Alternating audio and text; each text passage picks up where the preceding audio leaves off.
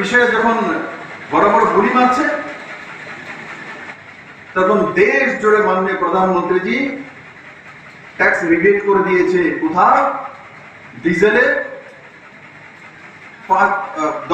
10 টাকা, পেট্রোলে 5 টাকা, পুরো দেশব্যাপী, যেটা কেন্দ্র সরকারের আওতায় যেটা ট্যাক্স বসে তার মধ্যে। আর বিজেপি এবং এনডিএ শাসিত 14টি রাজ্যের মধ্যে রাজ্য সরকারও নিজে থেকে ট্যাক্স কমিয়ে দিয়েছে। যেমন ত্রিপুরা রাজ্যে আমরা ডিজেলের 60 টাকা, পেট্রোলের 7 টাকা। তার মানে বিজেপি শাসিত ত্রিপুরা রাজ্যে ডিজেলের 17 টাকা, পেট্রোলের 12 টাকা কমেছে। বন্ধু, ছোট বিষয় নয়।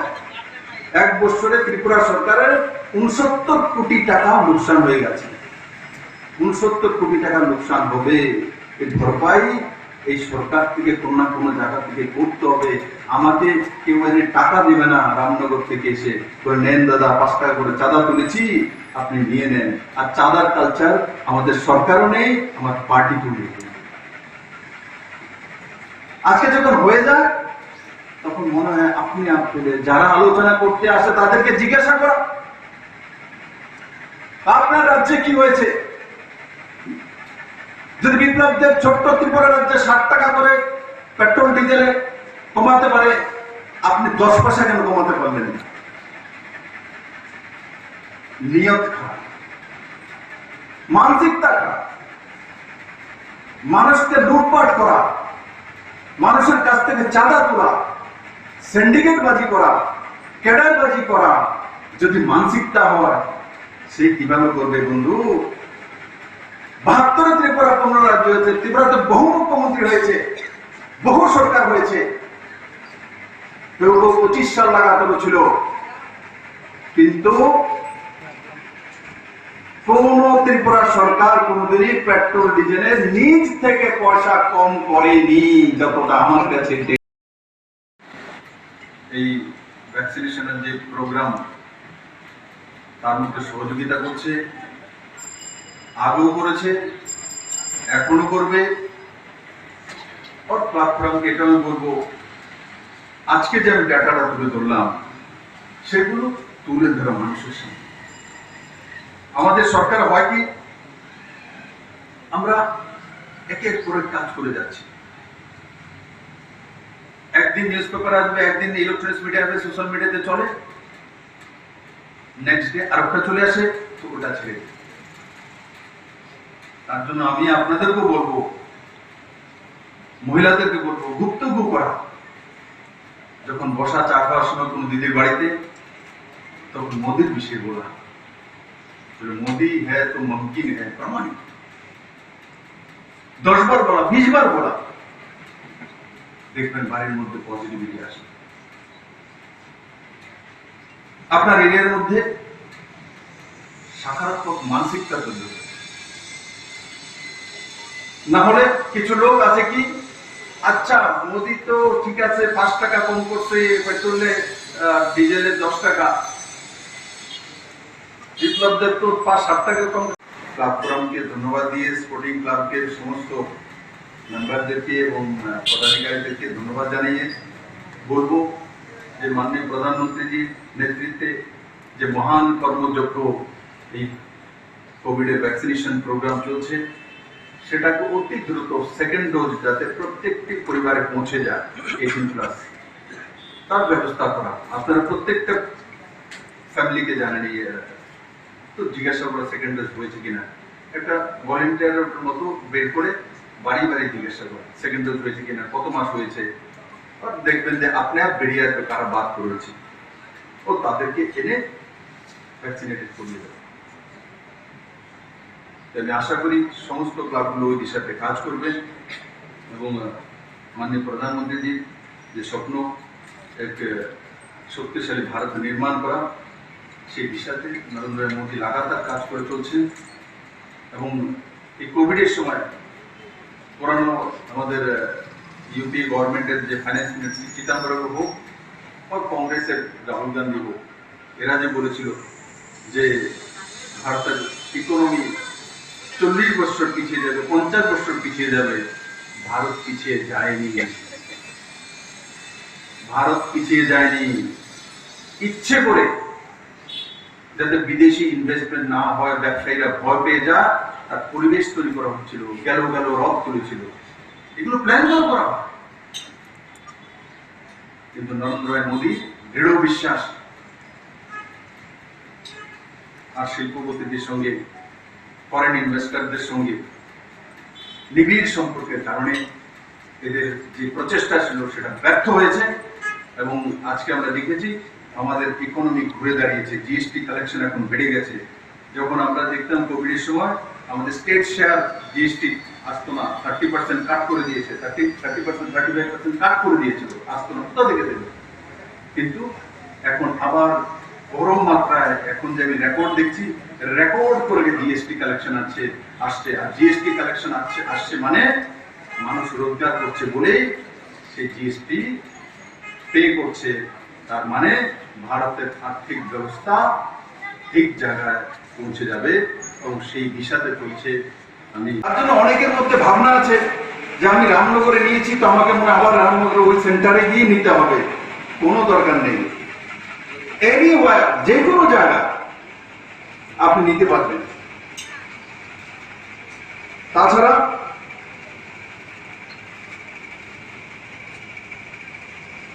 পার আওয়ার এই ভ্যাকসিনেটেড যখন মানুষ হচ্ছিল আর হেলথ ব্যবস্থার মাধ্যমে যখন এই ভ্যাকসিনেশন পৌঁছে দেওয়া হচ্ছিল, প্রতি ঘন্টায় ভারতবর্ষের মধ্যে 3,57,000 লোক ভ্যাকসিনেটেড হচ্ছিলেন। প্রতি ঘন্টায় কতজন? Per hour 3,57,000। বিরোধী পার্টির যারা মূল নেতৃত্ব, এরা কি করেছিলেন? যে মোদীর এই ভ্যাকসিনেশন হয়ে তো গেছে, প্রথম তো তার আলোচনা, সমালোচনা, বিরোধ করা, তারপর বলেছে ঠিক আছে শুরু করছেন, 40 বছর লাগবে তেলের করতে, 40 ইয়ার লাগবে। বন্ধুরা, সহজ কথা না। রাজনীতি করার জন্য লোক রাজনীতি করে। আমি দেখি ত্রিপুরা তো যাদের নিজের কাজের হদিশ নেই, এরা মোদীর সমালোচনা করতে চলে আসে। আর মোদী যে কাজ করে দেখিয়েছেন, ডিজিটালি ব্যবস্থিত করে ভ্যাকসিনেশন করানো। আমি কেউ যদি বলি 5,000 ভ্যাকসিনেশন করিয়ে নাও ডিজিটালি অনলাইনের মধ্যে, তার 3 বছর লাগে। ব্যবস্থা তৈরি করে 130 কোটি ভারতবাসীর কাছে তা পৌঁছে দেওয়া কঠিন ব্যাপার। একবার ইয়াদ করুন, এই এয়ারফোর্সের স্পেশাল ফ্লাইটে করে আমাদের কাছে ভ্যাকসিনেশন পাঠিয়ে দিচ্ছে। ডিমনিটাইজেশনের সময় আমরা দেখেছিলাম যে ওই সময়ের কথা হচ্ছিল দেশে হাহাকার হয়ে যাবে, ইকোনমি শেষ হয়ে যাবে, কিন্তু মোদী ডিমনিটাইজেশন করে ভারতবর্ষকে স্থায়িত্ব নিয়েছেন, কালোবাজারি বন্ধ করেছেন। ভ্যাকসিনেশনও পুরো দুনিয়ার মধ্যে কোন প্রধানমন্ত্রী, কোন দেশ সবচেয়ে বেশি সাকসেসফুল যদি হয়, সেটা একমাত্র ভারতবর্ষ। তার সঙ্গে সঙ্গে যদি এক ব্যক্তি কাজ করতেন তো 11,000 বছর টাইম লাগতো, 11,000 বছর। আর যদি ম্যান্ডেটের হিসাবে করি, মনরেগার কাজ হয়, 12 এর কাজ হয়, ম্যান্ডেট দেই আছে তো, মনরেগার জব কার্ড আছে তো, 12 এর জব কার্ড আছে তো, ত্রিপুরা তো আছে। ভারতবর্ষের যতগুলি জব কার্ড আছে সবাইকে যদি লাগিয়ে দিতাম, মাননীয় প্রধানমন্ত্রী যদি লাগিয়ে দিত, তাদের কাজের যে স্পিড, ওই হিসাবে যদি ভ্যাকসিনেশন করা হতো, তো কত লাগতো ম্যান্ডেট? 41 লাখ ম্যান্ডেট লাগতো, 41 লাখ। এবার বোঝা উচিত মাননীয় প্রধানমন্ত্রী কি কাজ করেছেন। বসে বসে মোদীর সমালোচনা করা, বিজেপির সমালোচনা করা, সকালের ফ্লাইটে এসে বিকেলে চলে যাওয়া, বন্ধু এত সোজা না। যারা আগে সত্তাসীন ছিলেন, আমি লিখে দিতে পারি, তাদের কাছে যদি আজকে সত্তা থাকতো, ত্রিপুরাতে 20% ভ্যাকসিনেটেড করা সম্ভব ছিল না। 20% না। কারণ কি? তার ওই স্পিড নেই যেটা মাননীয় প্রধানমন্ত্রীর নেতৃত্বের সরকারগুলোর মধ্যে রয়েছে। দেখুন না, জনদরদী সরকার, যারা মোদীর সমালোচনায় ব্যস্ত থাকেন, উড়ে এসে দূরে বসেন। আজকে পেট্রোল ডিজেলের দাম বাড়ছে, মোদী বাড়াচ্ছে, ইন্টারন্যাশনাল মার্কেটে বেড়েছে। কাঁচা তেল যেটা রয়েছে তার রেট বেড়েছে, শুধু ভারত না, আমাদের পার্শ্ববর্তী বাংলাদেশও, শ্রীলঙ্কা তো, পাকিস্তানেও, আফগানিস্তানও, পুরো দুনিয়াতে। মোদী একমাত্র ব্যক্তি এই কোভিড এর মধ্যে বড় মাত্রায় যে 18+ 108 কোটির উপরে ভ্যাকসিনেশন হয়ে গেছে, তো সেগুলো বিনামূল্যে ফ্রিতে করার জন্য পয়সা লাগে না। তার জন্য কোম্পানিগুলোকে মোদী এইভাবেই করে নিয়েছেন তেমন না। অ্যাডভান্স পয়সা দিয়ে ভারত সরকার সেই ভ্যাকসিনেশনের ব্যবস্থা করেছেন কোম্পানিগুলোকে, তাদের কাছে পয়সার ব্যবস্থা ছিল না। মাননীয় প্রধানমন্ত্রী সেই অ্যাডভান্স পয়সা দিয়ে, তা পুঁজি দিয়ে তারপর তার ভ্যাকসিনেশনের ব্যবস্থা করেছে। নিয়ে নেওয়া আর কোভিডের বিষয়ে জাগরুক থাকা। সুতরাং আমরা এমনিতে ভাবি যে এইসব ব্যবস্থা আপনি আপে হয়ে গেছে, এমন নয়। দুনিয়ার মধ্যে যারা উন্নতশীল দেশ হিসাবে নিজেদেরকে পরিচিতি বা পরিচয় রয়েছে, সেখানেও ভারতবর্ষে যেই মাত্রা ভ্যাকসিনেটেড হয়েছে সেই মাত্রায় হয়নি। আমেরিকায় হয়নি, ইউরোপিয়ান কান্ট্রিগুলিতে হয়নি। মাননীয় প্রধানমন্ত্রীর নেতৃত্বে ভারতবর্ষে সেটা করতে সক্ষম হয়েছে। এবং এখন মাননীয় প্রধানমন্ত্রী যখন বিদেশ সফরে গিয়েছিলেন, আপনারা কিছুদিন আগে দেখেছেন, তো সমস্ত রাষ্ট্রনায়করা লবিতে এসে মাননীয় প্রধানমন্ত্রীর সঙ্গে সাক্ষাৎ করছেন, ধন্যবাদ জানাচ্ছেন, ওনার কাছ থেকে জানতে চাইছেন যে কিভাবে উনি 130 কোটি ভারতবাসীর দেশে এত কম সময়ের মধ্যে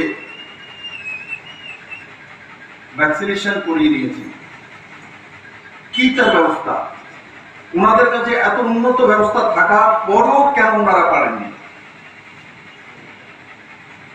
এবং তার হিসাব কিভাবে রাখলেন? আমাদের ভ্যাকসিনেশন যে হয়েছে ডিজিটাল ব্যবস্থা, আপনি এখানে ফার্স্ট ডোজ নিয়েছেন, দিল্লিতেও সেকেন্ড ডোজ নিতে পারবেন, কিন্তু ডিজিটাল অনলাইনে দেখা যায়।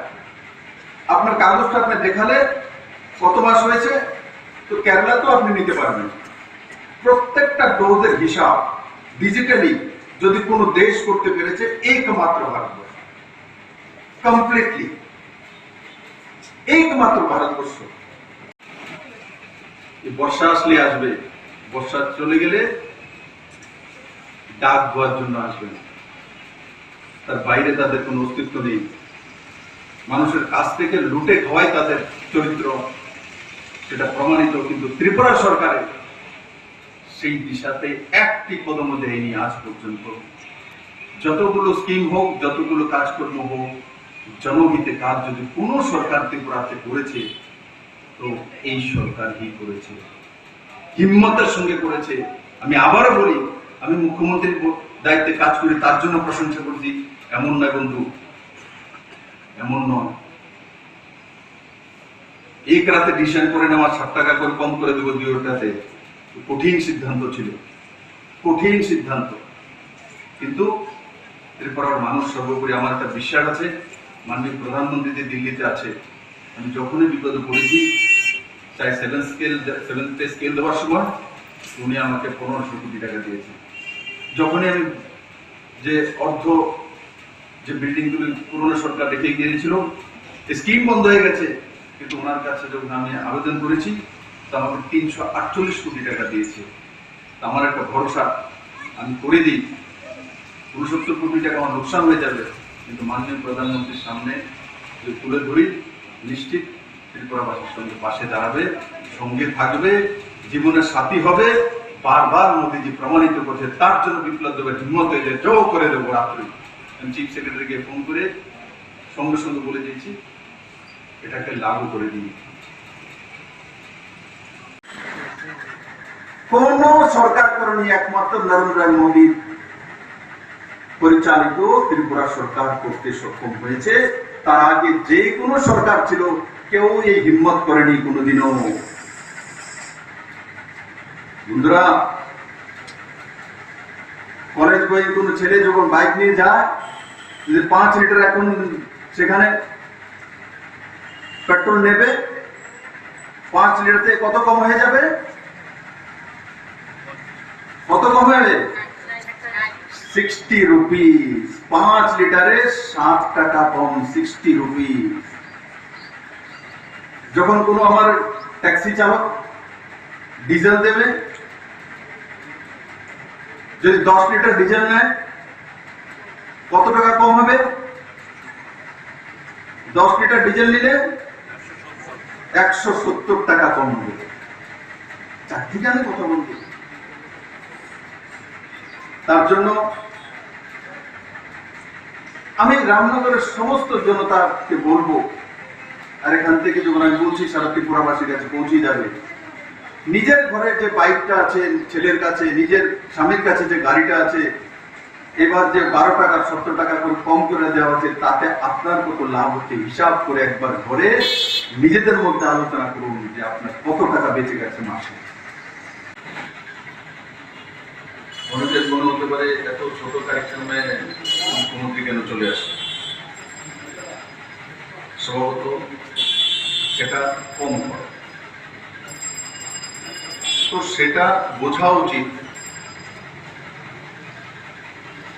তার ইম্পর্টেন্স কতটা, যেই কারণে এখানে আমি চলে এসেছি অন্য কাজ ফেলে। এখানে আমার কাছে সঞ্জয় পালজি বলছিল যে একজন ব্যক্তি ফার্স্ট ডোজ নিয়েছে 5 মাস পরে আজকে সেকেন্ড ডোজ নেওয়ার জন্য এসে, তার মানে কতটা খামখেয়ালি করছে আমাদের জীবনকে। ফার্স্ট ডোজ হওয়ার পর অনেকেই ভাবছে যে সবকিছু শেষ হয়ে গেছে, সব ঠিক হয়ে গেছে। এখনো সবকিছু শেষ হয়নি। আমাদের পার্শ্ববর্তী রাজ্য মিজোরাম, নাগাল্যান্ড, মেঘালয়, সিকিম, তারপরে সুদূর কেরালা, ওয়েস্ট বেঙ্গল, হিমাচল, তার মধ্যে পজিটিভিটি রেট কোথাও কোথাও 10% উপরে, মৃত্যুর সংখ্যা রয়েছে বড় মাত্রা। আর তার জন্য আমি বলছি মিডিয়ার বন্ধুদের মাধ্যমে যাতে বিষয়টা যায়, যে সময়ের মধ্যে সেকেন্ড ডোজ নিয়ে নেওয়া। ফার্স্ট ডোজ আমাদের এখানে পুরো স্টেটে যেটা হয়েছে